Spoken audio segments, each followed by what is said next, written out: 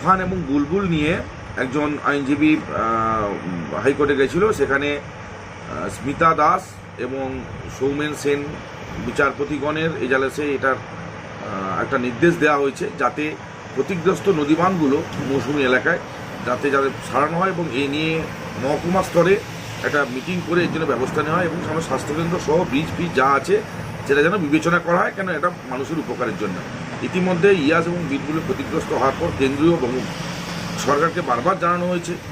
একটা টাকা সাহায্য করেনি। কেন্দ্রীয় সরকারের অর্থনৈতিক ব্যারিকেডের পরও রাজ্য সরকার সীমিত অর্থের মধ্যে যে যে জায়গাগুলো ভাঙন হয়েছে সেগুলো কংক্রিটের বাঁধ কিছুটা নির্মাণ করা হচ্ছে